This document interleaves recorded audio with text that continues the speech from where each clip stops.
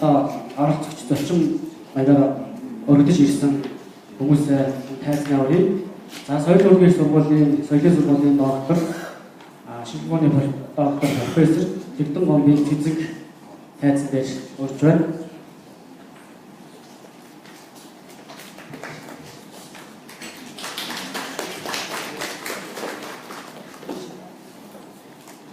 За дараагаар нь одоо хэлний зөвлөлийн үндэсний бодлогын зөвлөлийн дарга гэл гэсэн байна. За араас хүрэлцэн ирж амжааг байна. За тэгэхээр шалгалт мэдээллийн үндэсний төвийн захирал цэргийн урилмаг тайзан дээр урьж байна.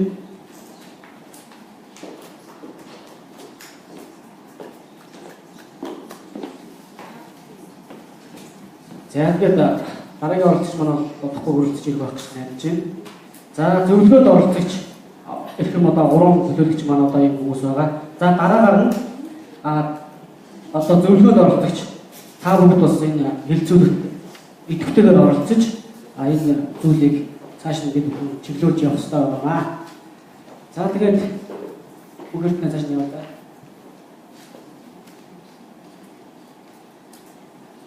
За тэгээд энэ нэр томьёо гэдэг асуудлын талаар бид нар ярихын тулд энэ Монгол нэр томьёоны асуудлыг ямар төвшин яаж явуулж ирсэн бэ талаар товчхон мэдээлэл өгч бодож байна. За тэгэхээр Монгол улсад бол нэр томьёоны талаар 1977 онд бол улсын нэр томьёоны комиссийн мэдээгээд 105 болон цуврал дээр бол ингэж ном бол гарч ирсэн. За энэхүү ном маань бол одоо номын худалдаа, за ном хэвлэлийн ажил, ном судлал гэсэн маш өргөн том цар хүрээ сэдвийг агуулсан тийм тойл байсан. За энэхүү тойл бол 9000 нэр томьёоны багтаасан тойл бол анхны удаа хийж болохоор бол улсын хэмжээнд гарч ирсэн байна. За дараагаар нь одоо 2005 оны үед Монгол улсын үндэсний номын сангийн одоо мэргэжилтийн саран чимэг маань бас номын сан ном зүүн нэр томьёоны тодорхойлолтууд гэсэн ийм тойл тохиолдлыг бол гарч ирсэн. За энэ хөө нэр томьёонд бол номын сангийн үйл ажиллагаанд түгээмэл нийтлэлтэй 300 нэр томьёо бол бас оруулж өгч ирсэн гэж байна. За дараагаар нь одоо энэ үргэлжлүүлж цэцэн багш маань одоо Монголын ном судлалын баг нэмшил төлөвлөлтийг тойлыг бол гаргаж ирсэн.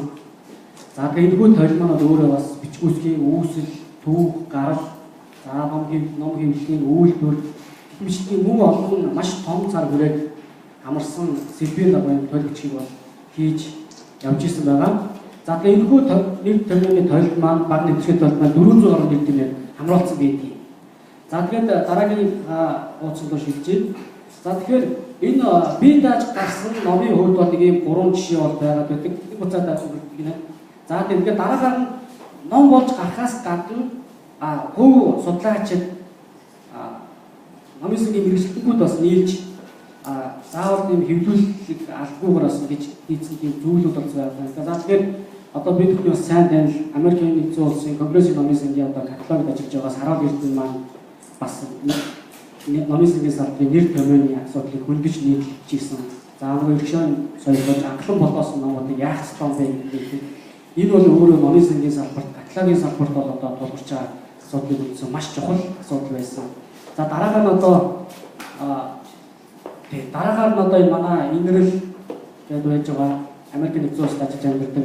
За үндэсний номын сангийн мэргэжил арга зүйн мэргэжилтэн цог жаргал, за ганц сүх нар маань нийлээд каталогийн нэр томьёоны тойлыг бас хийсэн байж. За энэ тойл маань 140 гаруй нэр томьёог хамруулсан байж идэг. За тэгээд дараагийн нэг асуудал бол одоо энэ соёлын сургуулийн багш хайрдав өнгөрсөн жилийн нэг ихтгэл дээр бол номын сангийн үйлчлэгийг автоматжуулахад тулгарч байгаа бэрхшээл гэдэг сэдвээр ихтгэл хэлцүүлж исэн. За тэгэхээр номын сангийн үйл ажиллагааг автоматжуулахад бол яаж яах вэ? Нэр томьёоны тийм бэрхшээл бол тулгарч байна. Бид бүхэн нэг нэр томьёог маш олон янзаар хэрэглээд байдаг. Тэр нь зөв юм уу, буруу юм уу гэдэг зүйлүүд бас гарч ирж идэг. За гэх мэтлэгийн ийм одоо миний олж үзснээр ийм 6 зүйл бол байна. За энэ үүнээс өөр бас бусад зүйлүүд бол байгаа. Би бас хараахан үзэж амжаагүй байгаа. За тэгэхээр нэр томьёоны зүйлийг номын сангийн мэргэжилтнүүд маань судлаачид маань өөрсдөө ингээд судлаад шинжилгээд гаргаад ирлээ. За үүнээс гадна нэр томьёоны зүйлийг тогтоож өгдөг тийм зүйлүүд бас байдаг. За дөрөв нас манай баяраа багш ярьлаа. Их зүйн баримт бичгүүдгээр. За тэгэхээр Монгол улсын номын сангийн үйл ажиллагаанууд ерөнхийдөө 55 их зүйн баримт бичиг бүрдэж чинь гэж одоо тийм тоо гарсан байж байгаа. За тэгэхээр 55 тоо баримтын 55 их зүйн баримт бичгийн 14-т нь бол нэр томьёо бол заасан тийм тодорхойлолт байж байна. За жишээлбэл одоо 2013 онд гарсан Номын сүнгийн хууль дээр маань 8 одоо нэр томьёог ингээд зоогоод өгсөн байж байгаа жишээний. За тэгэхээр одоо Номын сүнгийн үйл ажиллагаанд бүтгэдэг ёстой стандартууд байж байна. 13-ны стандарт байж байна. За 2003, 2004, 2005, 6, 7 онуудад батлагдсан стандартууд дээр мөн нэг 100 орчим нэр томьёонууд бол тодорхойлоод өгсөн байж байгаа. За тэгэхээр бидний үйл ажиллагаа яаж явах ёстой юм бэ гэхээр эдгээр нэгд бол төрөөс батлаад өгсөн эрх зүйн баримт бичгүүдийн хүрээндээ нэр томьёог хэрэглэх асуудал гарч ирж байгаа. За дараагаар манай салбарын мэргэжилтнүүдийн хийсэн нэр томьёонууд үзэж цаашаа явах ёстой байна. За тэгээд одоо би шууд асуулт хариултанд ороо явуулж байж байна. За тэгэхээр эхний асуулт бол цэцэг багшд би хандж байна. Шинжлэх ухаан нэр томьёоныг үүсгэх үүрэг нэр томьёо нь ямар ач холбогдолтой юм бэ? Ямар үүрэг үүсгэх юм бэ? Энэ талаар та бас саналаа бид бүхэнд хуваалцаач.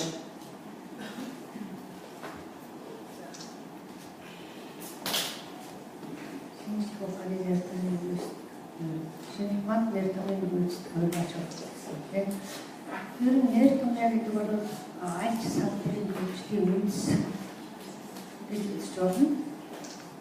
Өөрөөр хэлбэл мэргэжлийн нэр томьёо мэргэжлийн үйл ажиллагааны нэр томьёог зөвхөн ашиглах явдал гэдэг бол хөгжсөн улс орнуудын жишг бас нэг хамгийн чухал зүйл. Тэгэхээр ялангуяа шинжлэх ухааны нэр томьёог үүсгэх үүрэг гэдэг нь бичвэр ажилд үлдээсэн нэр томьёо өөрийн үндэсний хэв соёлд мэдээшиж ургаж хөгжөөд аман соёл тэр нэр томьёогоор илэрхийлсэн утгыг ойлгох ийм боломж нь суурьж хөгжихийг хийж байгаа болов уу гэж бодож байгаа. Тулгдсан их тулгаж асуусан учраас яг шинжлэх ухааны үүднээс хариулахад бас шууд юу вэ? За нэгдүгээр хоёрдугаар болохоор зэрэг шинжлэх ухааны нэр томьёоныг гүйцэтгэх үүрэг гэдэг бол одоо жишээлбэл телевизэр хүмүүс янз бүрийн зүйлийг харж сонсож байх нэр томьёо тогтогшаагүй зүйл Монголд аюул их байдаг. Би өнөөдөр та жоохон хамгийн чухал ярилцлага энэ болж байгаа гэж би бодож байна. Яг нэр томьёоны хувьд бол энэ хамгийн эмзэг, хамгийн хүлээлтж байсан цагаан болсон үнэхээр шаардлагатай асуудал хоцрогдоод явж байсан учраас хүмүүс бас тодорхой хэмжээний бичгийн хэлбэрээр өргүүлээд шинжилгээ өргүүлээд бас асуудлуудыг хийсэн ирсэн байна. Түрүүчийн 6 зүйлийг харахад тэгэхээр манайд бол нэр томьёоны товч тайлбар урсаас орчуулсан болов зэрэг багшийн тэр ихний бол нэр томьёоны комиссийн мэдээллийн цуглуулаар гарсан байдгийг гихмэд үргэлжлээд тэр хэрэгтэй учраас цуглуулж болоод яваад байсан.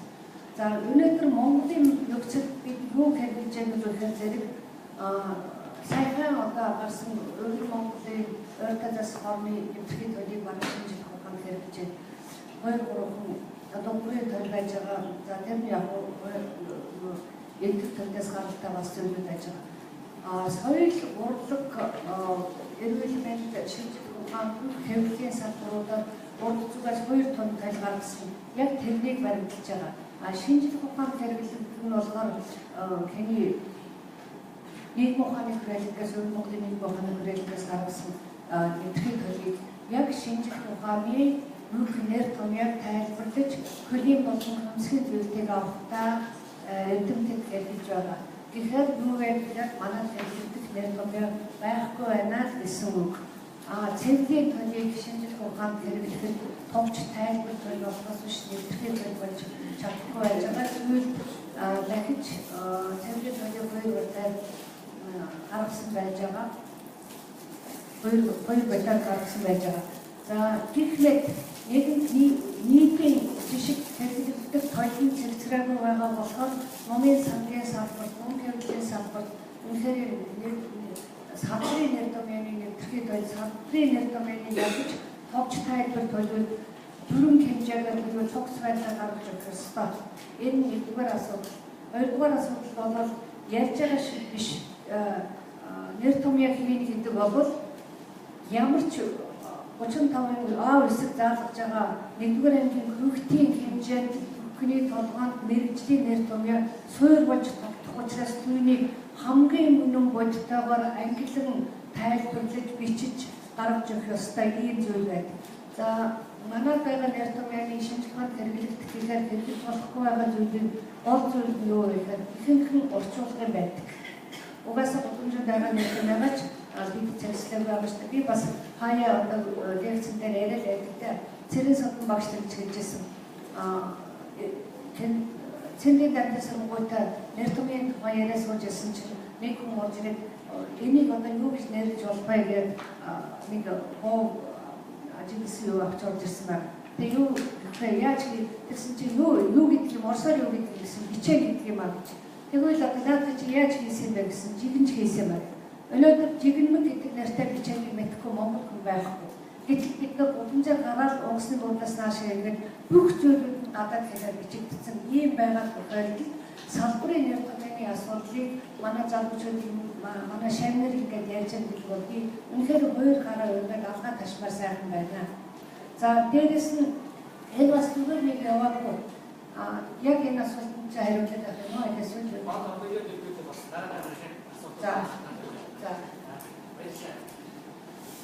За цэцэн багштай баярлалаа. За тэгээд номын сангийн салбарт гадаад үг хэллэг нэр тийм маань нилээдгүй байна.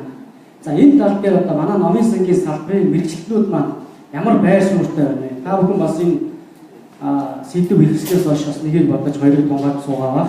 За тэгэхээр та бүхэнд асуулт байх юм бол энэ микрофон бол чөлөөтэй ажиллаж байгаа. Гарч ирээд бас асуултуудаа асууж болно. За мөн бичгээр нааш нь явуулаад эдгээр хүмүүсээс бас асуулж болох юм боломжтой байгаа шүү. За тэгээд цэцэн багшаас бас дахиад энэ дээр давхартаас асуучих. За энэ номын сангийн салбарт гадаад одоо үг хэлэх нэр юм их байна. Юунд яах ёстой юм? Ингээд цаашаа яваад байх ёстой юм. Бид бүхэн одоо каталог гэх нь, карт гэх нь, торглиор гэх нь, фонд гэх нь, яаж гэх нь одоо ерөөсөө бүх нэр юм гадаад. Тэгэхээр одоо энийг бол зохицуулдаг бас тийм хууль дүрмүүд бас байгаад байд юм байна. Монгол хэлний хууль гэдэг нь гадаад нэр томьёог орчуулж гэдэг гэсэн. Энэ тал дээр та ямар байр суурьтай байдаг вэ?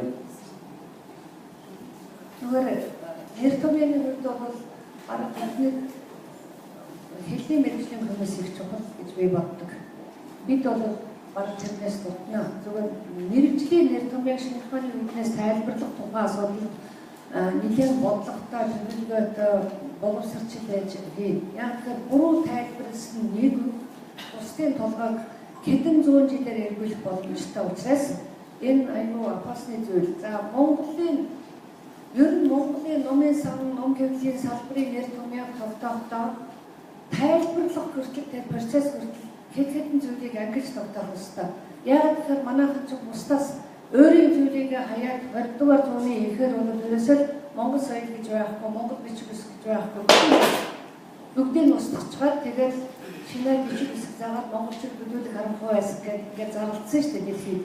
Тэгэхээр ингэж өөрийнхөө худан монгол бичгийг орхичаад шинэ гэрээ үсгийг заалгаад нөгөө хөдөөний малчин хөдөөний хүмүүсийг бүгдээрээ цуглуулж ирээд настаа хөгшин бүгдийг цуглуулж ирээд бичиг үсэг заасан түүх бол киногоор бид нар ядаж байж байгаа.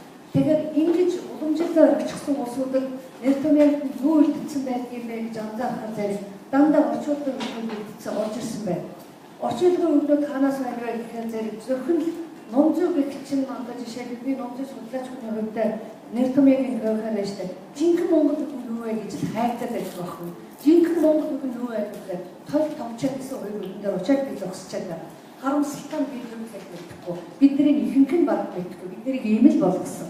Тэгэхээр өнөөдөр ийм яригдж байгаа асуудлын чинь нэлээд их хувь нь гадаад үг ба 20-р зуунаас болоод ихэнх нь Орос үгнээс ороод ирсэн байж байгаа. Тэгэхээр бид яах ёстой вэ гэхээр аль нь монгол үг юм, аль нь гадаад үг юм бэ гэдгийг л хоёр хуваах ёстой. Тэгээд дараа нь алийг дэлхийн нийтээр ашиглах жишээлбэл каталог карт хоёрыг дэлхийн нийтээр хэрэглэж гэнэ үү, аль эсвэл Орос үгээс бид нар аваад хэрэглэж чүү гэдгийг хэд монопол улсаас зээлдэж авч үзэх хэрэгтэй.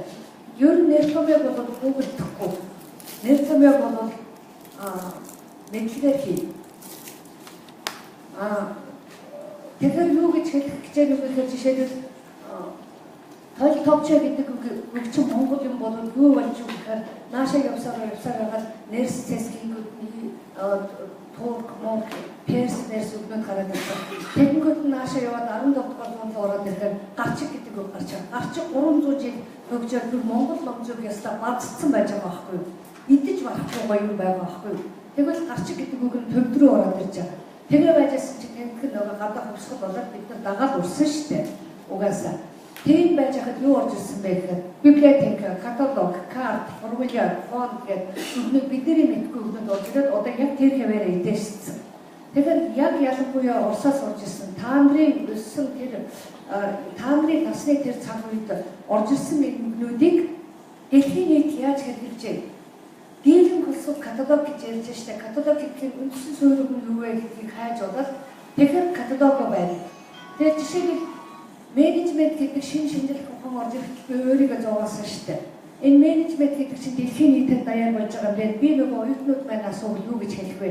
Шамнар маань асуувал би юу гэж хэлэх юм бэ гэж бодоод менежмент маркетинг гэдэг зүйлийг бариад авсан чинь би менежмент маркетингаар 2 3 ном 4 ном гаргасан. Тэгээ яагаад ингэж нэрсэн бэ? Өөрөө дандаа үндэсний нэр томьёог бүтэх мөртөөс яасан бэ? Дэлхийн нийтийн нэр томьёо байсан. Одоо дэлхийн нийтийн нэр томьёогаар хэрэгжиж байна. А нэг бол удирдлагаар, нэг бол худалдаагаар хэлхийг ихээр маш олон хувилбартай хувьч хөрөх боломжтой агуулгыг илэрхийлдэг учраас ингэж хэрэгсэн юм уу? Яг Монгол үг бүгдэд хөрөх боломжгүй гадаад үгийг авч хэрэглэх юм бэ гэдэгт нэр томьёо хэдийгээр өнөөдөр одорч анхын шатнд үзэгдэж байгаа ч гэсэн нэлээд дөрвтэй хэд хэдэн гестралтай бодлоготой хөтөлбөртэй тийм зүйлийг хэрэглэх тийм хэмжээний боловсруулалт хийж нэр томьёогоо зүйтэй яахгүйгээр аажуу баг багаар хуваагаад нэг бол онцгойд нэг бол одоо юугаар байдгийг үсэг дараалал аагаас одоо хийх хэрэгтэй юм уу? Ингэж хийх нь нэлээд дөрвтэй байх болов гэж бодож байна. За яг дараагийн асуулт асууж болох юм. Гэхдээ миний 2012 онд боловсролын яамд орж ирсэн Монголын уул судал гэдэг нэр томьёоны тайлбар хийхээр мөнгө хүсэж хийсэн 5 хүний бүрэлдэхүүнтэй төслийнхаа хувийг л би авч ирлээ да. Юу гэхээр энэ санаа зовж маш олон газар уралсан сорсын сан гэж байгаас оруулж ирсэн. Үндсэндээ бол 9,000 нэр томьёоны бараг 80% нь гадаад Оросын яг нэр томьёоноос шууд орчуулсан судалгуу зэрэг ханг багш шүү. За дараагийн зүйлүүд нь бол тэр үндсэн номын сангийн саран чимгийн номын сан секретар хийсэн зүйл бас хөрхөөр ажтай захын юм одоо аваад хэрэглээд байх боломжтой. За миний хийсэн 400 нэр томьёо үнэхээр энэ одоо бидний нүд хэлдэг чөмөг царцаасан ажил байсан юм шүү. Энэ нэг 10 жилдээ нэг 20 жилдээ хөдөлгөөнгүй байх болов гэж би бодож байна. Энэ би баттай гэж хэлнэ.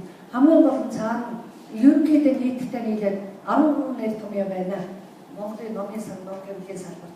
Тэгвэл хэвлэх үйлдвэрийн нэр томьёо дутуу байгаа шүү. Ерөнхийдөө манай салбарт 13,000 нэр томьёо байна гэдэг бол 13,000 нэр томьёог Монгол хүний толгойд хүрэхээр Монгол нэрээр Монгол агуулгаар тайлбарлаж Монголын бичгийн номын сан ном кемтлийн салбарын бичгийн одоо шинжлэх ухаан тогтмогшин гэдэг бол бас бага хугацаа байх болов гэж би бодож байна. Тэгээ та бүхэн өөрснөө сайхан саналуудаа гаргаад бас хоорондоо харилцаад ярилцвал бас санал бодлоо хэлэх боломжтой байж магадгүй.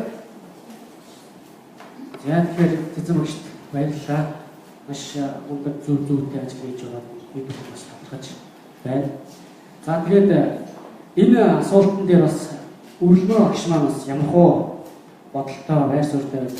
Нэр томьёо гэдэг нь өөрөө шинжлэх ухааны салбарт ямар үүрэг үүсгэх вэ? Та энэ талаар бас өөрийнхөө санал бодлыг бидэхэд хуваалцаач. Чи өөрөө гарыг тавьчихсан. За би өөрөө анхны багш нэгчтэй үзсэн юм чинь. За соёлын сургууль буюу хийх бас шиг байна. Номын сангийн мэргэжлийн ажил зааж ирсэн гэдэг утгаараа номын сангийн холбогдсон гэх юм уу гэж яаж байгаа. За одоогийн байдлаар би Америкийн нэгдсэн улсын тоопны бид товчлын шалгалт байдаг. Тэрний Монгол төлөвлөгчийн одоо газар буюу шал мэдээлэл үзсэн гэж байгаа. За энэ хэсгийг яах гэж байна. За ингээд нэр томьёо буюу номын сангийн гэхлээр өнөөдөр яагаад ороод ирэх гэхээр за олон жил номын сангийн оюутнуудад анхны нэгж буюу анхных нь номын сангийн анхлыг зааж ирсний хойд бас энэ гэхээр нэгд ажиллаж байсан. Хоёрдугаар нь хайр багштай бид бас хэлж байсан. Гэхдээ энэ цаасан дээр байгаагүй. Зөвхөн санаанд байгаа гэдэг. Файлаар байгаа гэдэг ийм нэр томьёоны цуглуулга бас явж ирсэн. За тэгээд энэ дээрээс гадаад үг хэллийг ер нь чухал мэдээж чухал. За яагаад чухлыг би амьдрал дээр олон тав дээр мэдрээд ярьсан. Яг жишээлбэл ингээд английн үг гэхээр орчуулгад ороод байна. За би наазахын жишээ яриад та боловсролын хэлээр орчих. Боловсрол өөрөө хөгжлийн нэг намт байх хэрэгтэй. Боловсролын нэр томьёо өнөөдөр Монгол бас тогтоогүй байдаг. Тийм ч учраас ойлголтууд маш зөрүүтэй. Жишээлбэл кредит цаг гэдгээр чинь сургууль болгон баг өөрөөр ойлгох, сургууль болгон өөр хийсэн байх чийтэй.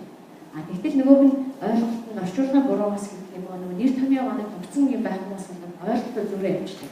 Тэрнтэй адилхан бүх салбарт ингээд энэ бол асуудал болоод явж байгаа. Харин намын сангийн хувьд харин ч бүр хамгийн түрүүнд тогтоогоод авмаар салбар шиг санагдав. Яг л өөрсдөө номын хүмүүс өөрсдөө тэр нэр томьёо гэдгийг чухал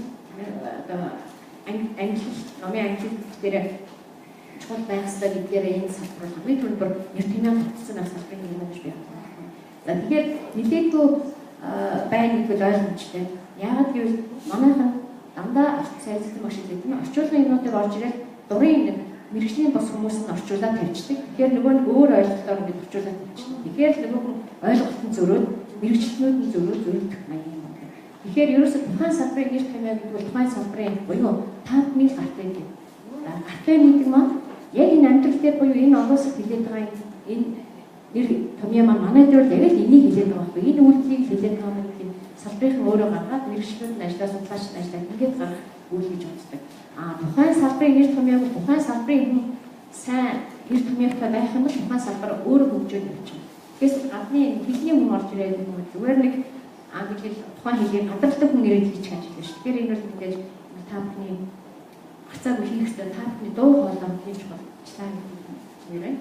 За нэлээдгүй байгаа гэдэг нь тухайн угаасаа тухайн хэл тухайн орн үйл ихсээд ирэх юм бол гадны өөрөөр хэлбэл каталогжж автоматжих гэдэг үйл үг нь гадаад үг болоод ирэхээр тухайн үндэсний хэл бүхэн гэж сэтгэл судлалд үздэг.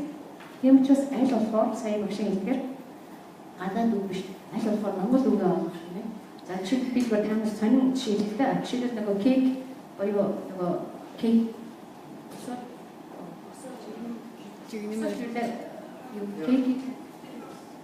Монголоор тэгсэн чинь ингэсэн гэж байна. Яагаад кейк гэдэг үгийг анх орж ирсэн юу гэж нэрлэх вэ гэсэн чинь энэ одоо нэг жижиг нэг боов юм байна. За боов гэхээр болохгүй байна. Энэ одоо яг юм гэсэн чинь их олон хүн цуглаад иддэг тийм боов гинэ гэсэн чинь хотол бэлэн гэж нэрлэе гэсэн гэж байна. Их мэтэр тухайн үгийг шууд дуудахаас илүү мөн чанар утга учир энэ яг үг маань яг юу илэрхийлээд энэ үгийг ямар үйлдэл хийх юм бэ гэдгээс их үгийн сонголт буюу нэр томьёо их чухал байдаг л да. Тэгэхээр энэ дээр ялангуяа бид нар одоо ингээд номын сангийн ангид орж байхдаа ч гэсэн хүүхдүүдэд текст өгөө явж байхдаа бид нар байхгүй маш их байдаг. Жишээлбэл одоо сүүлийн үед одоо сая интернетээр бүхэн хайлт хийгээд үзсэн. Үүчгэнүүдтэй холбоотой шинэ нэр томьёо бас маш их гарсан байдаг. Магадгүй манай тэр нь байхгүй. Гэхдээ манай тэр нэр томьёо буюу тэр ихэд байгаа юм агаад хөгжих бас нөгөө талаас бас хөгжлийг бас аваа явах юм үстэй байна. За танд баярлалаа. Тэгээд дараагийнхаа энэ тал дээр манай мэргэжлүүд бас ямар бодолтой байна? Санал болох хүмүүс байна уу? Хайртай багш цаанд байна уу? Дараагийнаа за манайх өглөөрт болохоор бас жоох оролцоо багт та бие жоох барьсгийсэн байдалтай болох шүү дээ. Явандаа гай болох те. За тэгээд асуулт 3 байна. За тэгээд нэр томьёо гаргахад одоо онооход тулгарч байгаа бэрхшээл за одоо орчуулах нэр оноох асуудал нь ямар байдаг вэ? Саяны яг үлмөө гişin асуулттай бас нэгэн эзэм гişin хариулт бас нэгэн тийм давхарцсан маягийн асуулт орж ийн л да. Таяр бас нэгэн хариулж та. Тэгэхээр энэ дээр бас дахиад нэг жоохон нэмээд тодруулж өгч эзэм гişin. Хэлний мэрэгжил, философийн мэрэгжил хоёр болно.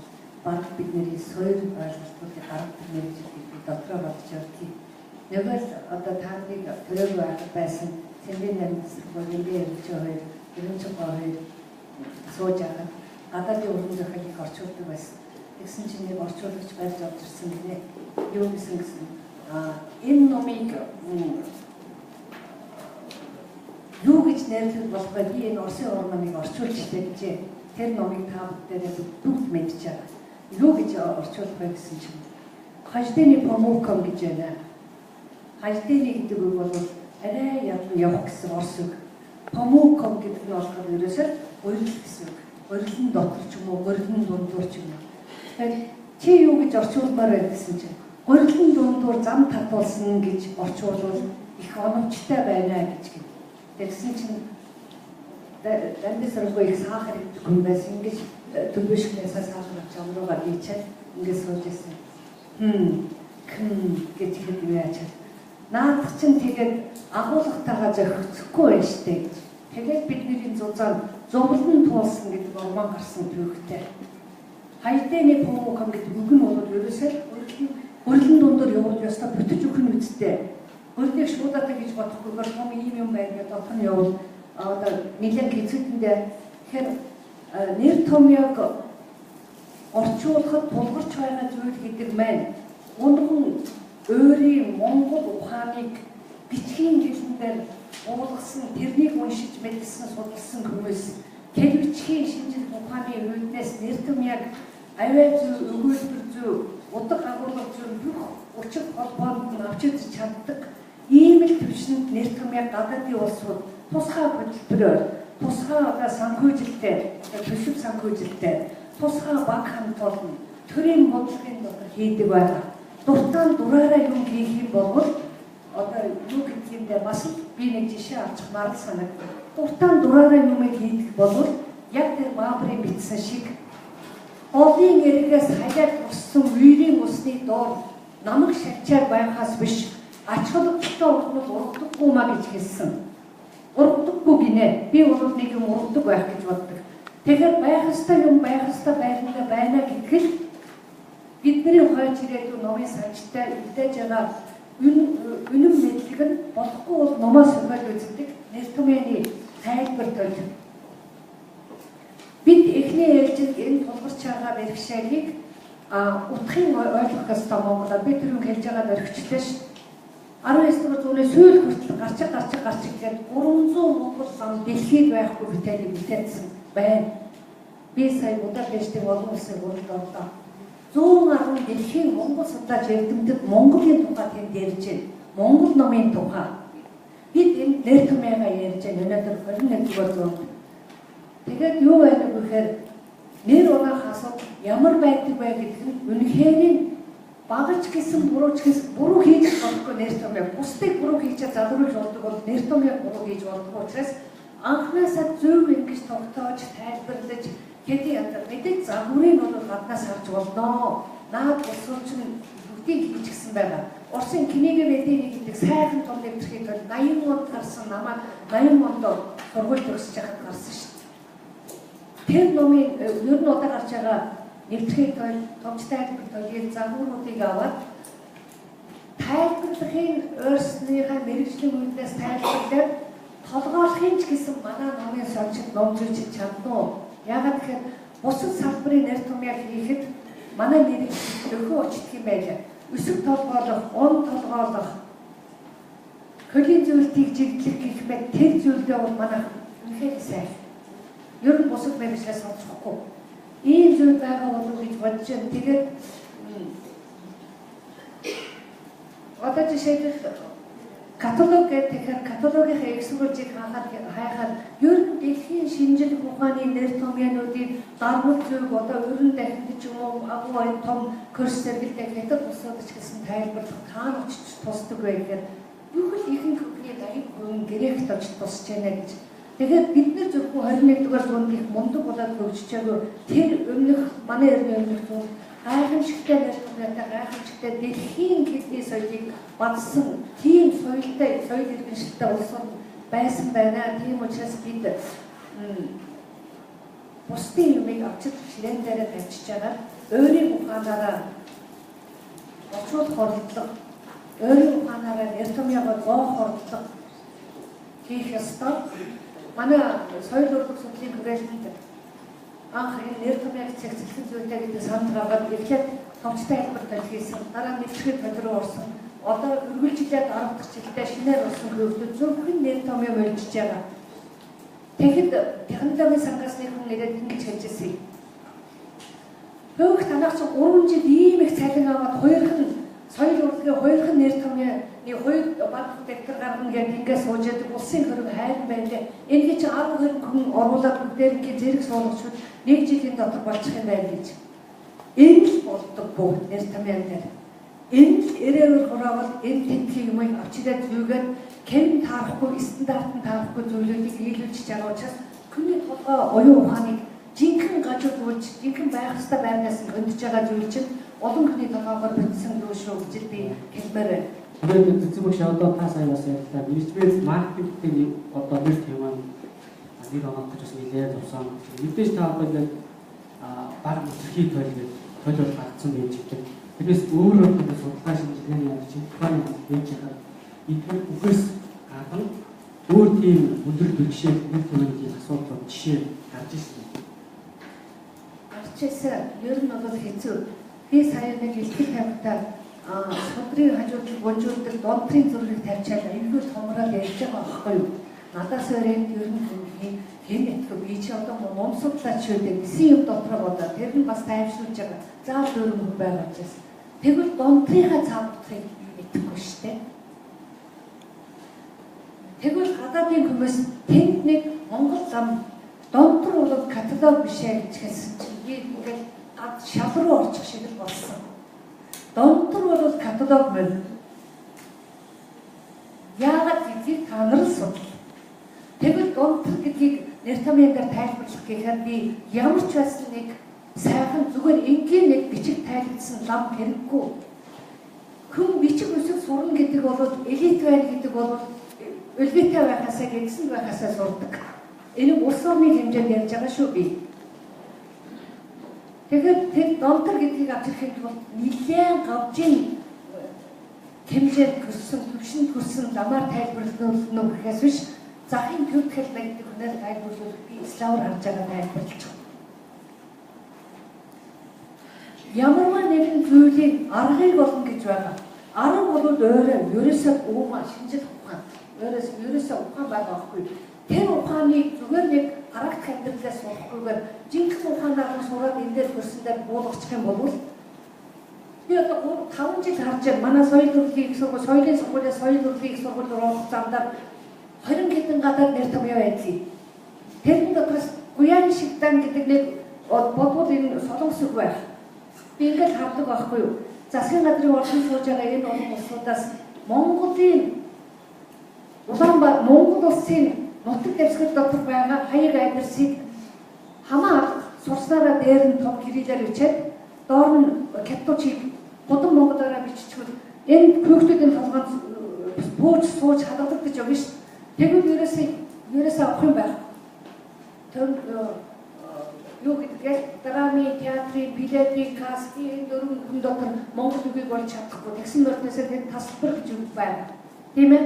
Гэхдээ миний зүгээр энэ дэвтэрхий төлөв хийж яхад яаж одоо сууж яаж хийж ясныг дэргэд байсан хүн л ойлгохгүй байхдаа бусд нь бол багшны нуг гаргачтай 30 мянга гэж байна ямар үнэтэй бэ гэх жишээтэй. Харамсалтай миний 80 мөнөөс хойш цуглуулсан материал дээр одоо 15 мянга хүрч байгаа тэр нэр томьёон дээр хийгээд нунгийн гаргаад санаачлаг гаргаад байгууллагын хувьд хотын номынсаа байгууллагын үндэсний номынсаа залуучуудыг бас нэгэн одоо орчин үеийн дэлхийн номын санд юу яагаад горигож байгаа консорциум гэдэг байгууллага бас байж байгаа. Би бол номын сангийн холбооны тэргүү гэвчиг миний ажил амьдрал тойр бол барагдахгүй. Энэ бол шинээр хөгжиж байгаа. Ер нь бол би та нараас алдаа харахгүй байна. Юу яагаад харахгүй байгаа гэж би хөгжлийн тодорхой шатан дээр явж байгаа гэж би өршөөж байгаа юм. Харин хамгийн гол нь өөрөөс шалтгааллах зүйлээ хийх ёстой. Зүгээр ганцхан үг л өгье. Номын сан гэдэг үгийг тайлбарлаад ирэхдээ тэрийг тайлбарлах чадaltaй байж та нар надад магистр хамгаалсан энэ цалин аваа сууж яадаг ийм төвшөнд өөрийгөө боловсруулах ёстой. Тэгтээ уучлаарай би та нар болоогүй шүү. Цаг хугацаа маш үнэтэй хүний нас дэндүү богинохон хийх ажил маш их. Би та нарыг хамтдаа бүхнийг хийж чадна гэж бодож байгаа. Тэгэхээр том байгууллагууд хөдөлгөл энэ их ач холбогдолтой засаг захиргаа бодлого гаргаж өгдөг ийм боломжтой байдаг. Би бас баяраа багш маш олон асуудлуудыг шийдэж яагаад дотроо одоо их баярлж бас дэмжиж явдаг. Жишээд Монголын номын сангийн хувьд хичнээн хойно гарсан ч гэсэн бас нэгэн нэр томьёоны зэгслэх шаардлагатай зүйл ганц хийж болохгүй. Алдаа зүйлийг шүүмжилдэг хүний бие нэг бий байд. Гэхдээ тэр шүүмжил бол сайхан амжилтын төлөө тэр нэр томьёог та нар ярилцаж номын сангийн хуулийг тусад нь ярилцаад нэр томьёог дахиж зэгцэх ёстой. Агуулгыг бас дахиж зэгцэх ёстой. Нэр томьёог тогтоогүй учраас ийм л аюултай нэг хийх боломжгүй ч гэж. За бүгд баярлалаа. За тэгэхээр өргөнөө огшоо басны асуулт. Та мэдээд мэрэгжлийн ангид орж исэн. Мэрэгжлийн ангид хэлдэг хичээлийн орох заахад бас тань ямар өндөр бэрхшээл гарч ив.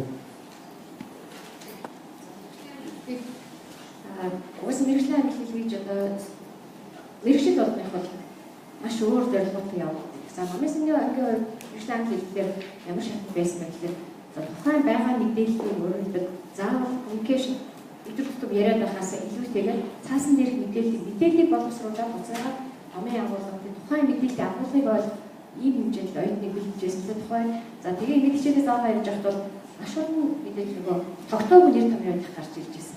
Тэрийг нөгөө хүүхдүүд маань угаасаа нэр томьёо манайда тогтоогүй учраас буцаагаад нөгөө орчуулаад буцаагаад хэлэх гэхлээр нөгөө хүндрэл гардаг. Яг л бас нэр томьёо байхгүй. Энэ чинь манай харуул тэрийг хийж байгаа. Манай ингэж хэлдэг байхгүй гэсэн ойлголт байхгүй учраас харахгүй оюутан бол наамраа өөрөөр хэлдэг. Тэрийг буцаагаад хянана. Яагаад гэвэл тогтсон нэр томьёо учраас бас үгээ чи энийг буруу хийсэн байна. Энэ чинь ингэж хэлдэг байхгүй. Хэлэх үндэслэл байхгүй. Ийм хүндрэл гарч ирсэн та тухайн акшнд бол.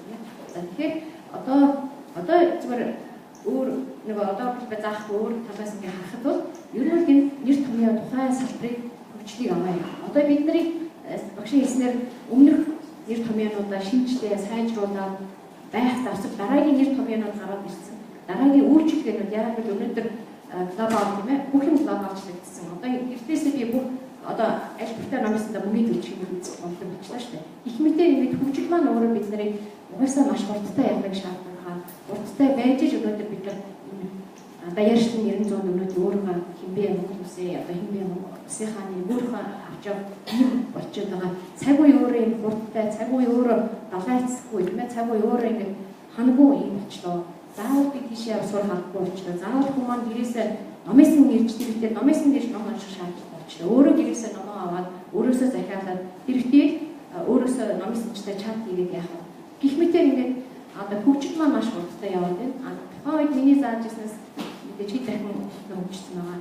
Багшийн хийсэн саяны энэ нөр ихийн насан туршдаа хийсэн хөтөлбөр тэр нэмэх нь одоо орчин үеийн болоод нэмээд явах бидний өмнө ялангуяа мэрэгжлийн хамтын өмнө турш байгаа нэг номерын асуудал гэж би харж байна. За баярлалаа.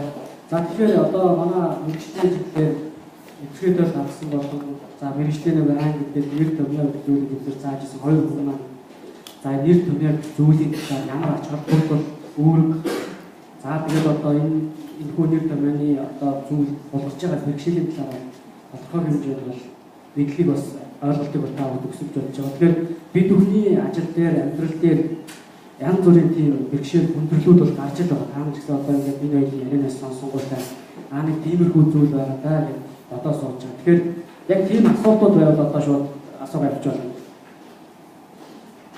Тийм за эндээс оролцож яаж байгаа юм. Энэ зайдаг шууд гэж өгөөч.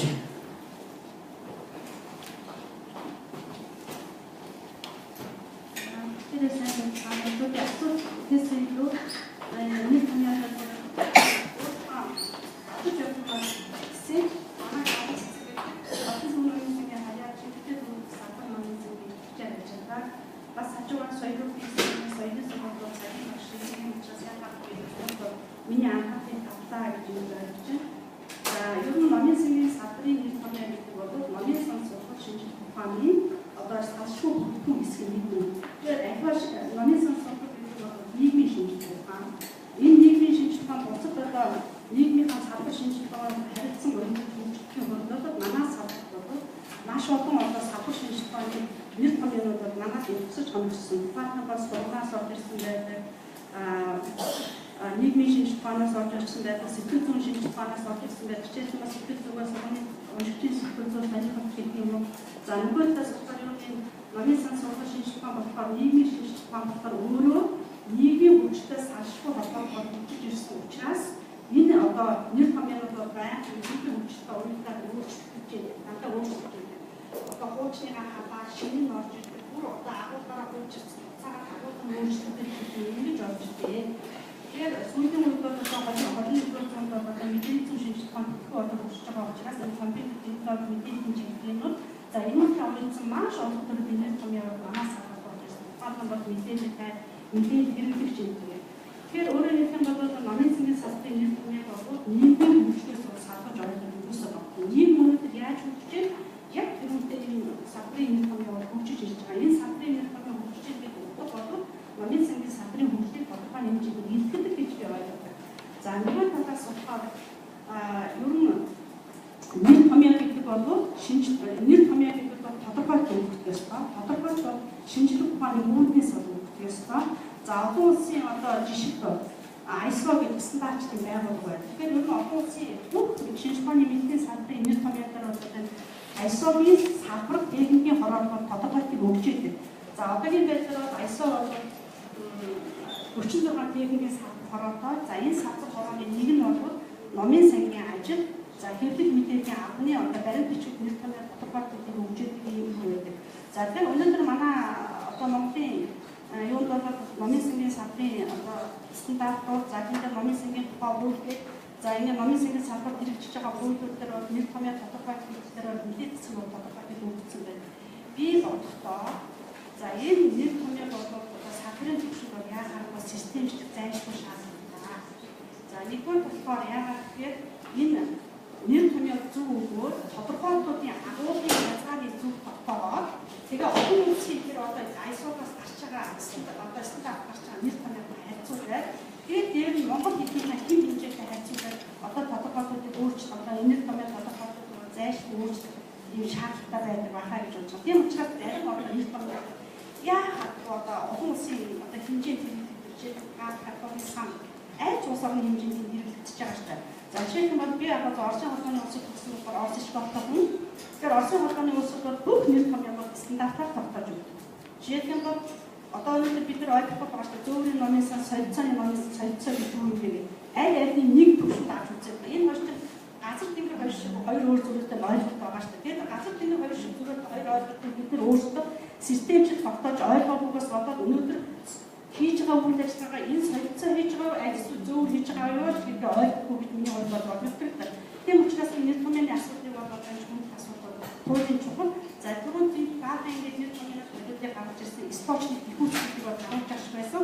За тийм бол 1956 Бүгд Монголоор болсон шинжлэх ухааны активист нэгэн гаргасан номын сангийн нэр томьёоны тал гэж нэг юм тал байдаг. Тэгэхээр манай бол ийм бие даасан нэр томьёоны талдаас дараа нь болоод стандартыг тогтоож ирсэн улсын нэр томьёоны комиссионоос гэдэг ингээд явж байгаа. За цэцэн багшийн энэ бол яахаа нүсэл өгдөг. Тийм учраас агуулгын хил хязгаарыг нэршлиг зөв тогтоогоо, нэр томьёогоо зөв тогтоогоо, агуулгын одоо хил хязгаарыг тогтоогоо тэгээд олон улсын одоо жишг стандартууд харьцуулаад тэгээд Монгол хэлний хэмжээтэй харьцуулаад Монгол хэлэндээ бүсэндээ буулгаж ирэх бол өнөөдөр номын цангийн салбарт ажиллаж байгаа одоо та бидний хүчин зүтгэлийн нөлөөлөлийг бүрхбахаад гэж юм болж байгаа. Зөвхөн би гурван хувьд бол саналаа хэлсэн.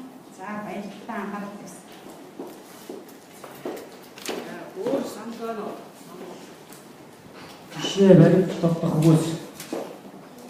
За одоо байхгүй бол төрийн хэлний зөвлөлийн төлөөлөл, төрийн хэлний зөвлөлийн төрийн хэлний зөвлөлийн хэлний бодлогын үндэсний зөвлөлийн дарга гэрэл маань хөрөлцөн ирсэн байна. Тэгэхээр бид бүхэн одоо номын сангийн салбарт аливаа шинжлэх ухааны шинжлэх ухааны нэр томьёог гэдэг зүйл маань ямар ач холбогдолтой, ямар үүрэг гүйцэтгэх юм бэ? Тэгэхээр одоо энэ манай салбарт нэр томьёог бий болох онооход ямар бэрхшээл тулгарч байгаа талаар ингээд ярилцаа сууж байна. Тэгэхээр энийг маань зохицуулдаг одоо Монгол хэлний хууль, хэлний бодлогоос бодлогын үндэсний зөвлөлөөс маань ямар хөө арга хэмжээ авч хөгжүүлдэг юм бэ? гэдэг та бас нэг хүчин мэдээлэл өгөөч. За сайн байцгаана уу? Энэ сайхан ач холбогдолтой бол ийм зохион байгуулж байгаа. Номын сангийн сэрцэмийн хамт олон болоод Улаанбаатар хотын төв номын сангийн хамт олон баярлалаа гэж хэлэх зүйтэй хаа гэж бодож байна. 2015 оны 2 дугаар сард Монгол Улсын их хурлаас Монголын тухай хуулийг баталсан гаргасан байгаа. Энэ хуулинд нэр томьёог тогтвортой байлгах, салбар бүрийн нэр томьёоны төлөвлөлтийг гаргах, тэр төлөвийг хэлний бодлогын үндэсний зөвлөлд баталж улсын хэмжээнд бүрдүүлэх талаар заалт байгаа. Тэгэхээр энэ заалтыг хэрэгжүүлэх ажлын хүрээнд манай хэлний бодлогын үндэсний зөвлөл 21 аймаг 333 сум яамд хуульд орсон байгууллагууд дээр салбар зөвлөлийг байгуулан ажиллаж байна. Үүнээс гадна нэр томьёог тогтвортой хөгжүүлэхэд хамгийн чухал шаардлагатай зүйл бол 1924 онд байгуулагдсан улсын нэр томьёоны комисс гэж байгуулга байдаг. Энэ улсын нэр томьёоны комисс гэж байгууллагыг хэлний бодлогын үндэсний зөвлөлийн дэвид сэргээд байгуулсан байгаа. Монгол хэлний хууль гараад 1 жилийн хугацаа өнгөрч байна. Энэ хугацаанд хэлний бодлогын үндэсний зөвлөлөөс 25,000 гаруй нэр томьёог оноо тогтоож баталсан байгаамаа. Тийм учраас манай хэлний бодлогын үндэсний зөвлөлийн салбарууд 21 аймагт байгаа учраас салбар зөвлөлтөөгөө та бүхэн хамтраад номын сангийн ямар нэр томьёон дээр асуудал байна гэдгийг ярилцаж хөөрөлдөж тохиролцоод манай хэлний бодлогын үндэсний зөвлөлийн салбар зөвлөлөөр дамжуулаад хэлний бодлогын үндэсний зөвлөлтөөр ирүүлж болно.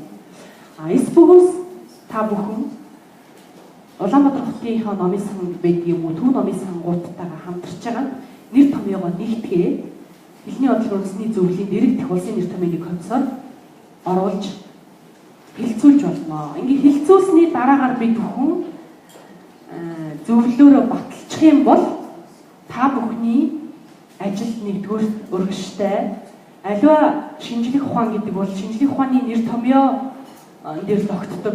Нэр томьёо тогтвортой тэр нэр томьёог агуулж байгаа тэр ухагтхан өөрөө цөм энэ агуулгыг багтааж иж нэр томьёо өөрөө цаашаа хөгждгийг бол та бүхэн мэдж байгаа.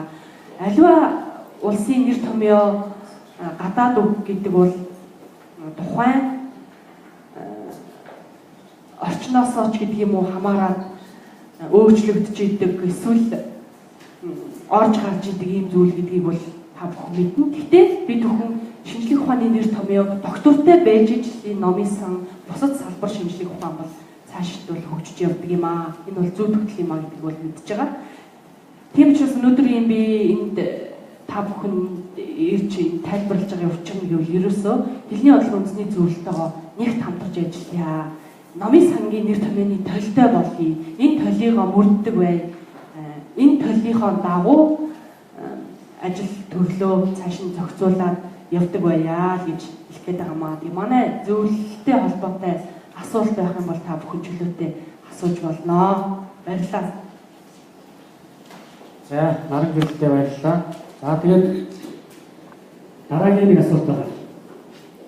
За энэ бол сая бол яриад явчлаа. Өөрийн зөвлөл улсын нэр томьёоны комисс гэж задраасаа. За энэ зөвлөл маань бас хэрэгтэй явсан. За цаг маань бас байгаа учраас за тэгэхээр юу яг манай дээр шинээр орж ирж байгаа энэ гадаад үгсийг бүртгэдэг тийм ажил явагддаг юм яг юм бол энэ дэлхийд байсаар юу вэ? Одоо ч номын сангийн залтар татлаа гэж одоо зөвлөл маань гэдэг янзын марк формат ч юм тий. Эдгээр шинээр тэмээд орж ирээд энийг одоо бүртгэдэг тийм албан ёсны газар байна. Эсвэл бид нар өөрсдөө бүртгэж явуулсан. Энэ дэлхийд байна. За бид бүхэн бол бүх салбарын нэр томьёог хянаж байх байхгүй. Тэгэхээр нийгэмд өнөөдөр яг өргөн хэлээд хэрэглэж чадж байна. Офшор гэдэг үгийг одоо юу гэж нэрлэж байна. Энэ нэр томьёог гэдэг юм уу орж ирж байгаа шинээр орж ирж байгаа гадаад үгийг бол бид нар албан ёсоор үгийн санд оруулаад мэдээж нэрлэх боломжтой үгийг аль болох өөрийнхөө монгол хэлээр нэрлээд нэр томьёо гэдэг чинь өөрөө бас их яриугтай. Тэгэхээр олон улсын нэр томьёог бид нар бас шууд ингэж нэрлэх ёстой гэж нэрлэж бас болдгоо нэр томьёонууд байдаг. Тэрийг бол яг олон улсын жишгээр нь гадаадаар нь авч хэрэглэх монголчлох болцоо бүхий үгийг монголчлоод явдаг байгаа. Мэдээж номын сангийн бие даасан энэ салбар ухаан байна. Энийг хариуцдаг байгууллагууд байгаа учраас байгууллагууд маань энэ нэр томьёогоо өөрсдөө аль болох төвлөрсөн консорциум дээр байдаг юм уу? Төв номын сан дээр байдаг юм уу? Улаанбаатар номын сан дээр авч ангилаа. Тэгээ манайхтай зөвлөлдөж тохиролцоод нэр томьёо оноож тогтоох бол хуулийнхаа дагуу зөв гэж бодож байна. За баярлалаа. За тэгэхээр цэцэг багш. Ер нь бол баг 20-р оны хугацаанд зүйл байгаа бол намын санаас аваад үзсэн Сүхбаатарын Монгол хэлэнд орсон надад үгийн үг гэсэн маш олон жилийн судалгаагаар хийсэн бүтээл байдаг. Тэгэхээр тийм зүйлийг сайн юу яаж би харин энэ юуны Монгол хэлний бодлогын үндэсний зүйлийг яг жишээлбэл нэр томьёо манай хүчин ингээд би ойлгохтой ингэж бодлоо гаднаас шинээр орж байгаа юм уу яг маргаантай байгаа үгээ яг ийм утгатай гэдгийг батг тогтооход танахаар урд юм байна тийм. Монголны хууль дээр нэр томьёо бол тогтвортой байх ёстой. Энэ нэр томьёоны тусын толиудыг хэлний бодлогын үндэсний зүйл баталгаажуулна гэсэн байна. Тийм учраас та бүхэн өөрөө өөрсдийнхөө хийж байгаа толийг нэгтгэхэд манай нэр томьёоны комиссийн хурлаар орлол зөвлөөр бодлуулж байгаа Монгол улсын хэмжээнд бүртгэж саадгүй болж байгаа гэсэн.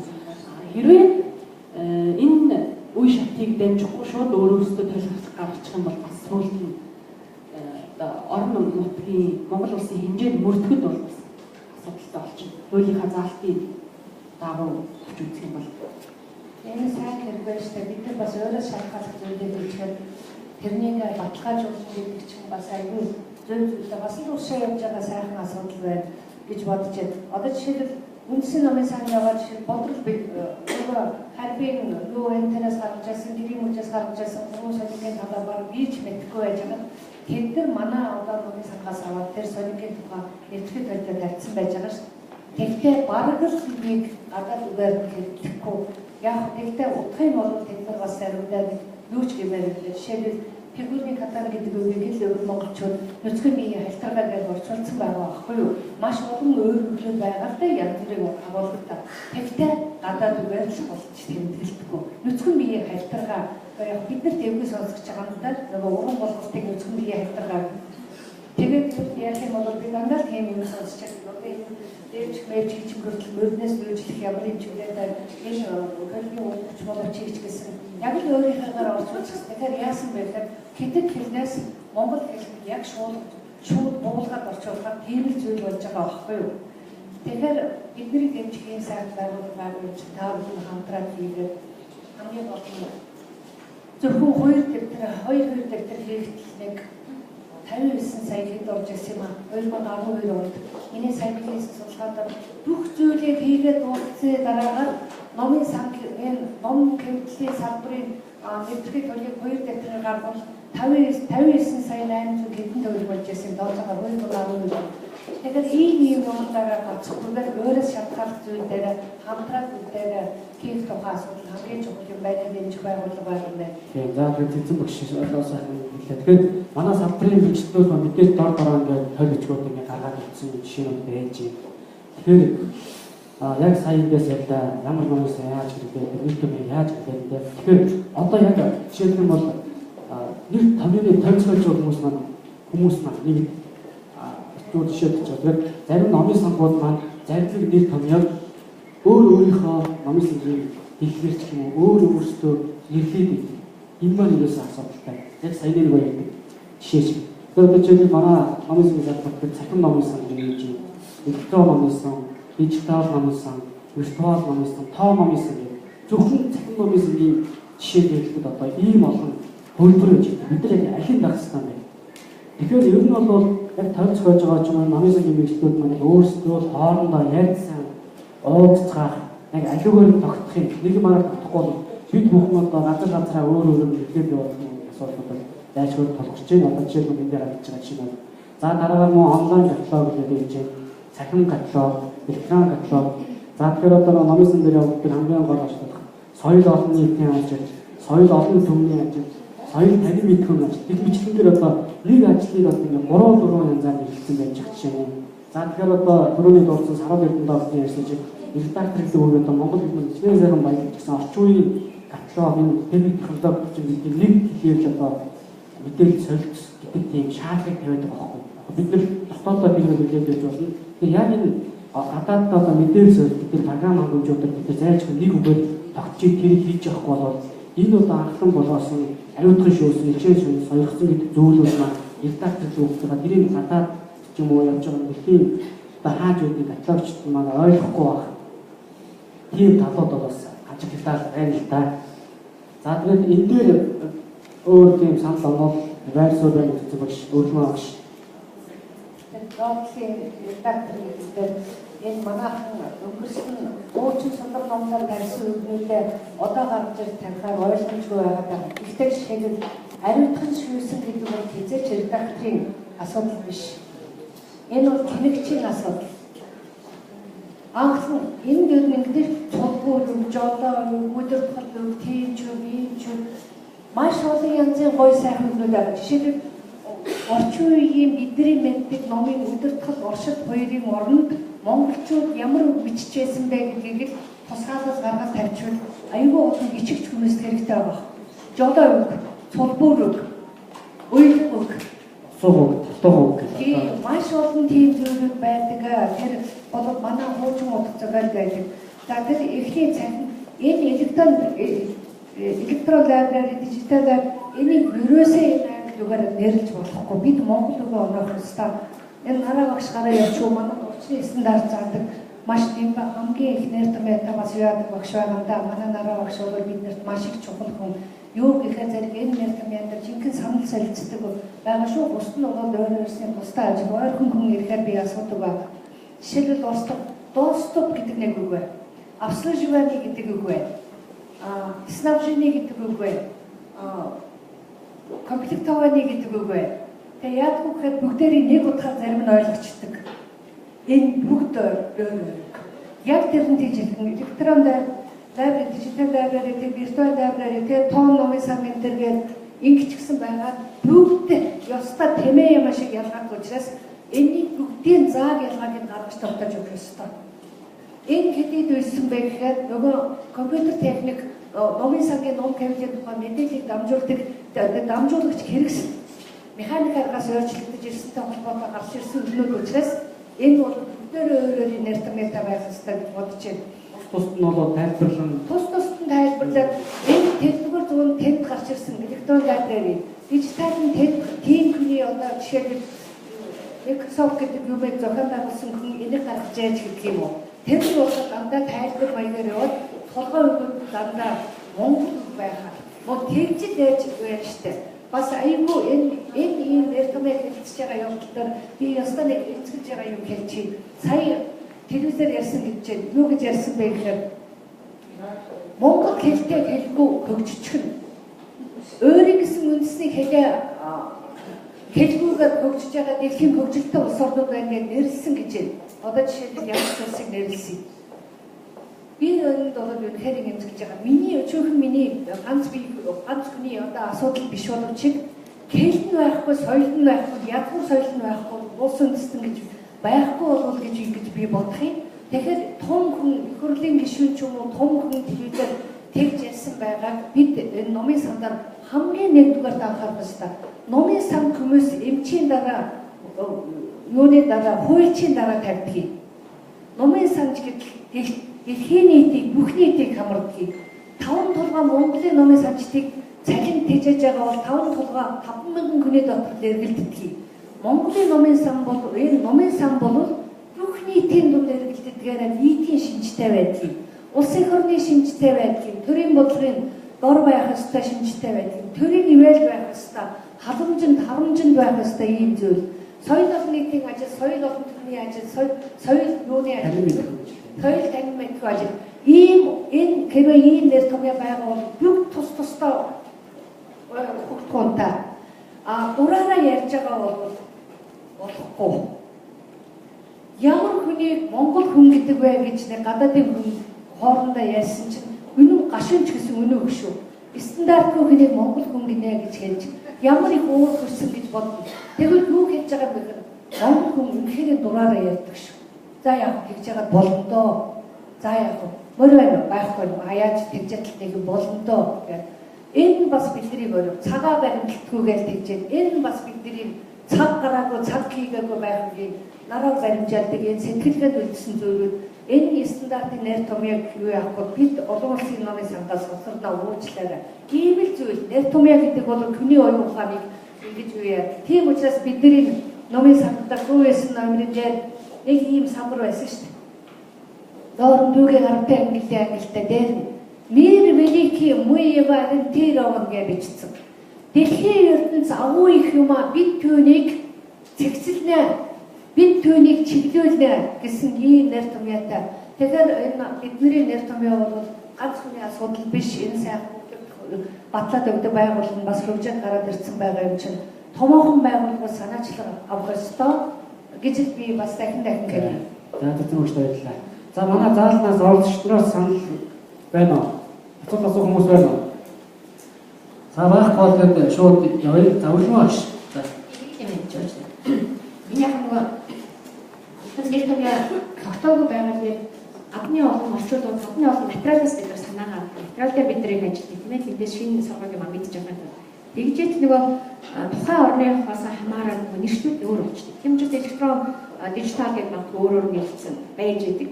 Тэрийг бид нар бүгдээрээ цахим гэж ойлгосон. Нэг тэр яг л нөгөө эдгээрийн ялгаа нь одоо.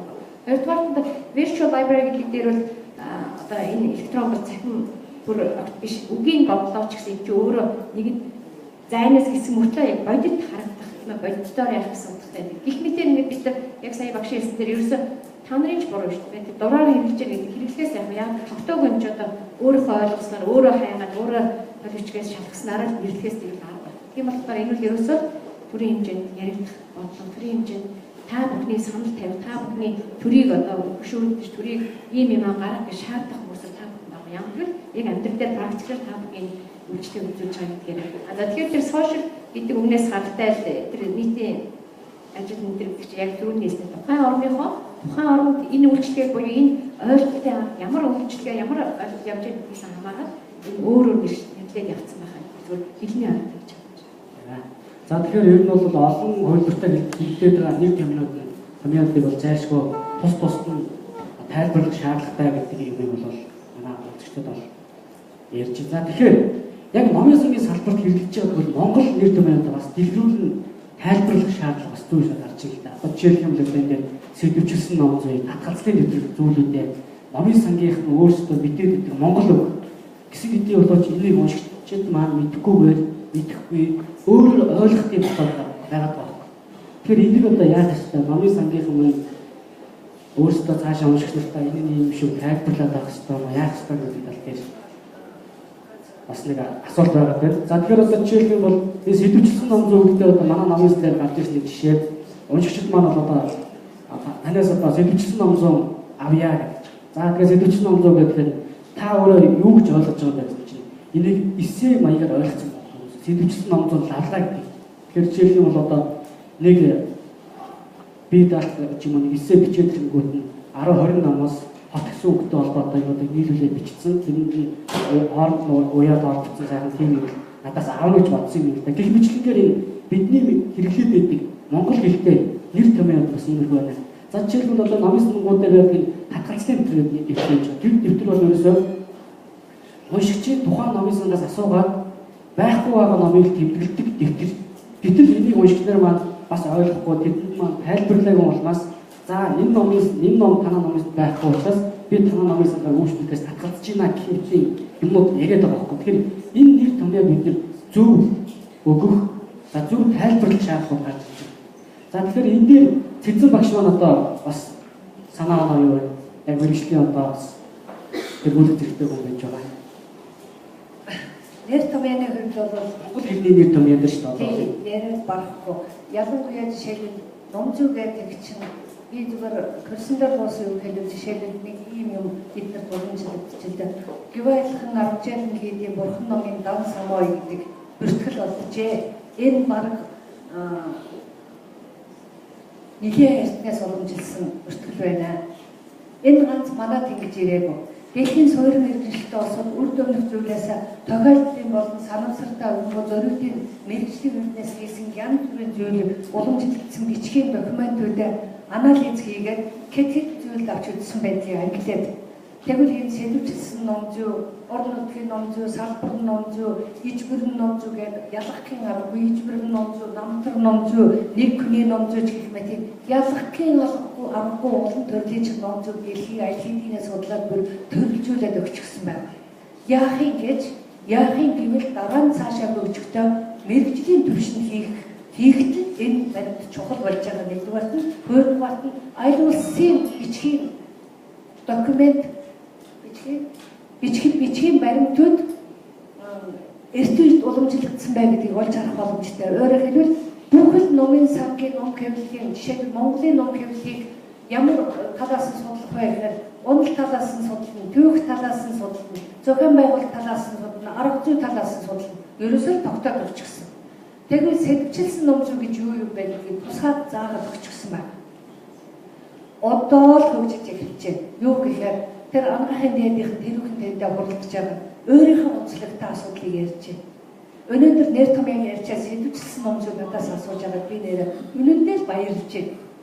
Арай жаахан уршаа жаахан юм хийх юмсан гэсэн шиг. Тэгэхээр сэдвч ном зүйн төрлөөрөө тусад нь хуралдах ёстой. Хуралдах биш, ярилцах ёстой. Ийм маягаар биш. Одоо чи ер нь гадаадд ингэ сууж байгаа хүн алга. Дугуй ширээ суучгаад дарга царих гэж юу байхгүй. Энэ хүний психологтой ажилласан метод гэж байна, арга гэж байна. Тэгэхээр ингэж суугаад нөгөө ажлаа ярих ёстой. Татгалзлын дэвтэр гэдэг нь болохоор ирсэн тариулж чадаагүй тэмдэглэх дэвтэр гэдэг урс үгийг л шууд период хийсэн татгалын зэрэг яг урсаар болгоод би шууд юу гэдэг вэ?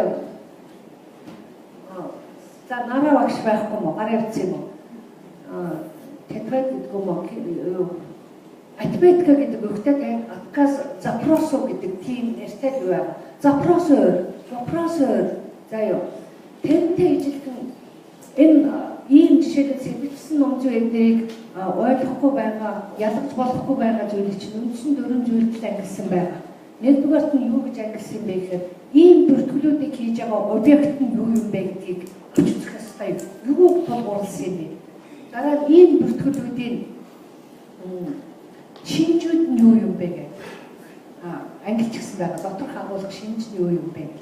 За нөгөө талаар нь хамгийн ихэнд нь авч үздэг юм нь юу байдаг юм бэ гэхээр архив, музей, номын сан, хувийн номын сан, байгууллагын номын сан юу ч байсан хамаа байхгүй тодорхой хэмжээгээр бичмэл зүйлийн баримтыг цуглуулад зүйгээр дамжуулж ажил үйлчилгээ явуулдаг байгууллагын шинжээр нь төрөлжүүлэх зүйтэй гэж үзсэн байна.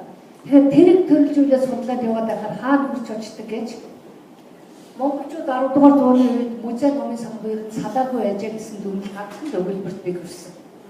Хандараа сэлэм хадж тэндээ номоо хадгалж яж тэр гүйлхэн амжаалын хийдийн номын дотор нэгдүгээр авдарт тарчам судраг гин хоёрдугаар авдарт нь аюун шавдаг гин аюун урхан гэж гэх мэт ийм тохиолдлын чанараар өвчлөлийн шинжтэй хийсэн зүйлийг нарийнчил судлах энэ зүйлүүдийн чиг шинжилгээ ухааны үндэслэл хэрэгтэй байгаа юм. Ийм л зүйл. Тэгэхээр энэ зүйлүүдийг ингэж асууж яах гэдэг бол үнэхээр энэ чухал бөгөөд туссан.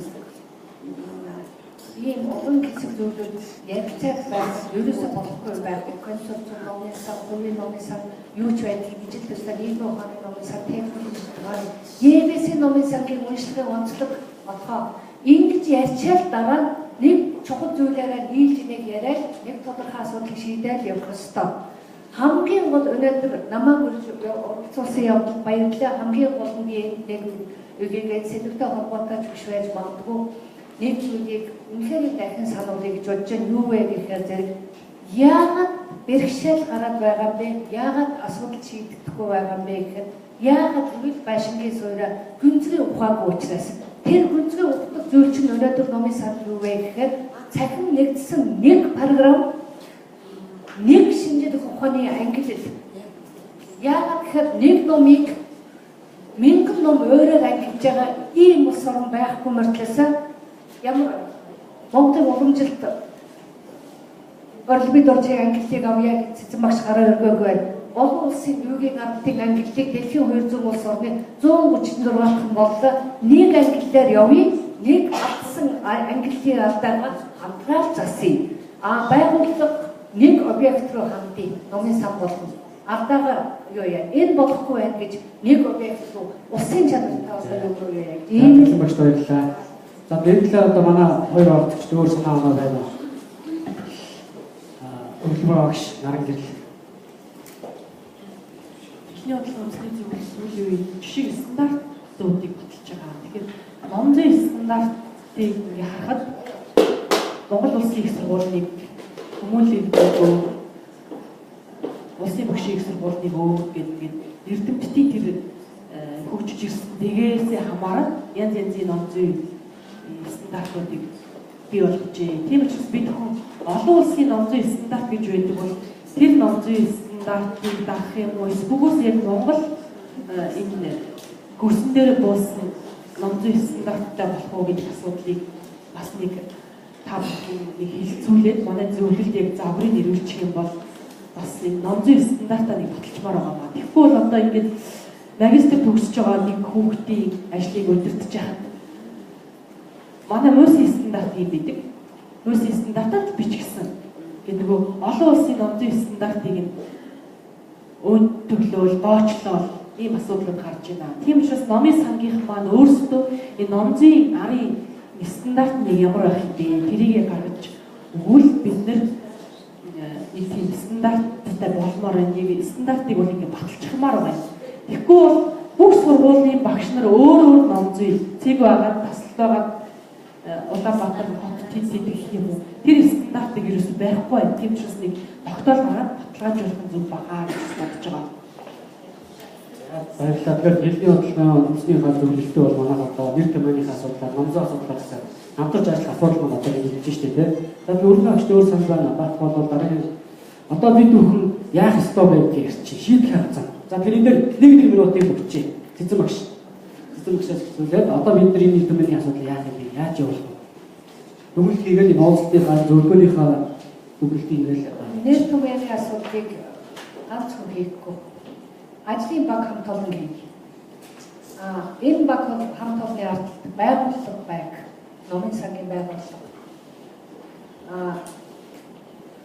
Мэргэжлийн одоо жишээлбэл өргөмөө агш бол нэлээд олон нэр томьёон дээр бид хамт сууж ясандаа бас асууж байгаа. Захирал нэг үеийнээр бид чинь нэг толгойчгуудаа яриад ингээд явжсэн. Тэгэхээр байгаль зүйл дээр нэмж хийгээд боломжийн хэмжээний удирдлагаар хангаад мэргэжлийн хүмүүсийг, хэлний хүмүүс, англи хэлтэй хүмүүс, ялангуяа монгол хэлний хүмүүсүүдийг татаж оролцуулаад Монголын ном хэвлэл, номын сангийн нэр томьёоны нэвтрхий толгойн биш юм байна. Тайлбар төлөвлөсөн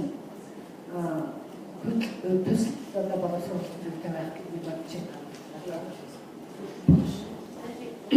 Энэ багшийн сан баг хэлчихлээ. Ер нь ингэж цаг нар юм гаргаж тийм ээ консорциумынхаа ингэж их бодлож байгаа бас таатай байна. Эннийхээ үр дүн хэдүүлээ өөр гарах гэхээр сая багш хэлсэн. Энэ амирт зөвлөмж байгаа урлаас гарах шийдвэр гэх юм бол шийдвэр тийм ээ зөвлөж гаргаад тэн дээрээ бүр яг адвайсаар баг бүрдгэжтэй. За баг гэдэг маань төсөл дээр ашиг. За төслөө магадгүй сайн төсөл байх бол хэдүүлээ бусад одоо тийм бусад орноос ч гэсэндээ тусламж санхүүгийн тусламж авах тийм бас үүсэх юу байна. За яагаад гэвэл би тэр сургуульд ажиллаж байхдаа Америкийн нэг Калифорни их сургуулийн номын сангийн судлалын үнэтэй холбоотой тэр хүмүүс докторийн ажлыг хийх гэж байгаа мөртлөө Монгол судалгаа хийгээд иржсэн. Ингээд манай сургууль тухайн үед ажиллаж байсан цэцэрлэг авч явуулаад Монголыг ерөөсөө төсөлтөд оролцуулдаг. Их мэтээр ингээд бид нар өөртөө сайн юмтай өөртөө төсөл юм тодорхой юм дээр байх юм бол гадныхан ялангуяа санхүүжилт өгтөөл бас нээлттэй байдаг. Тийм болохоор энэ дээр бол ерөөсөө нэг номерт баг байх хэрэгтэй. За баг гэдэг маань одоо групп тийм бидний ард мэдээж та бүгдээр байгаа. Харин баг дотор хийж байх вэ гэхээр сая их олон талын мэргэжлүүд Монгол хэлний англи номын сангийн голлоо тийм ээ. За судлаач маш их чухал. Одоо цэцэн багш юм аа маш олон зүйл хийсэн. Судлаач гэж чухал байна. Яг л нөгөө үгүй хэлтэй болон орчуулгахгүй. Хэлтэй болон өөр мэргэжлийн бас орчуулга. За тэрийг яг судалгаа мэргэжлийн хамтаас гэж оноож тавь. За Монгол юм аа. Их мэдээ ингээд тодорхой юмудаа гаргаад шийдвэр гаргаад төсөл гараад явах юм бол шийдэж болохгүй ажил биш гэж би харж байна. За баярлалаа. Аливаа зүйлийг хийхэд бол санхүүжилт байхгүйгээр тэр ажил болдог ч гэсэн чанартай болдгүй юм аа. Тийм учраас бид хүн хамгийн түрүүнд ажлын хэсэг байгуулах хэрэгтэй байх гэж үзэж байна. Ажлын хэсэг гаргаад тогтоолоор хэдэн үний бүрэлдэхүүнтэй энэ нэр томьёог хэдийн хугацаанд дуусгаж бий болох хэрэгтэй гэсэн нэг тийм ерөнхий зорилго тавиад тэгээ ер нь бол бас боловсрол соёл шинжлэх ухааны спортын яамн дээр номын сан хариуцдаг болсон хэлтс байгаа шүү дээ. Тийм юм чинь эхний ээлжинд хэдүүлээ. Тэгээд 5 сая төгрөгийн ч юм уу эхний удаад нэг жижигхэн төсөл өчээд тэр төслөө яамаар яаж шийдвэрлэх ёстой. Тэгээ энэ төслөө тасалдуулахгүй ажлын хэсгээ байгуулаад явж явах хоорондоо олон улсад төсөл өчөх ёстой бид нар.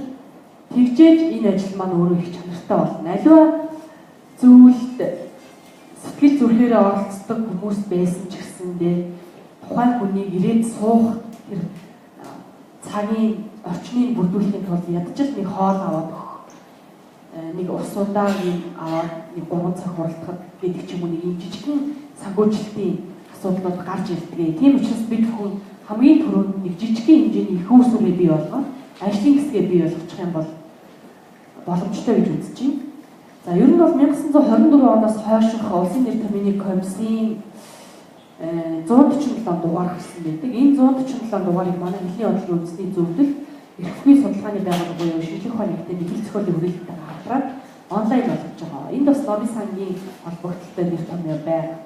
Энэ суур бааз өөр бусад одоо 24 оноос өнөөдрийн хүртэл бий болсон баазуудыг бүгдийг бүртгэж манай хөшөө бий болгочоод тэгээ хэдүүлээ нэг ажлын хэсэг яаралтай байгуулаад ажилласан зүгээр хаа. Тэгээ ер нь бол нэг тийм захин орчинд жижигхэн сайттай болоод тэр захин хуудсан дээрээ номын сангийн 21 аймгийн төлөөллүүд нь ийм нэр томьёо ингэж өгөөч тэгж өгөөч гэж саналууд авсан ингээд хоорондоо солилцдог байвал бас их зүгээр болов гэж бодож байна. Ингээд хугацаа бага байна. Тэгээд бүгдээр ямар ч байсан сэтгэл зүрхээр ханг бие явуулцаад ингээд явах хэрэгтэй байх гэж бодож байна. Өнөөдрийн энэ сайхан үйл ажиллагаанд зохион байгуулсан та бүхэндээ баярлалаа. За тэгээд бид бүхэн асуудлаа хэлэлцлээ. Арга замаа тодорхойллоо. Одоо бид бол цаашдаа хамтран ажиллахад бол үлжээ. Бид бүхэн бол оройдоо бол зөвлөмжөө бол бэлдээд баг тавхан танилцуулчихна. За тэгээд өнөөдрийн үйл ажиллагаанд хүрсэн биднээс бас өдөр зөвлөгөө санал мэдээлэл солилцсон зэзэн багш, заавармаа багш, за наран гэлтэй баярлалаа. За тэгээд дараагийнхаа үйл ажиллагаанд хүрчээ. За телефоны баатаад хүрчээ. За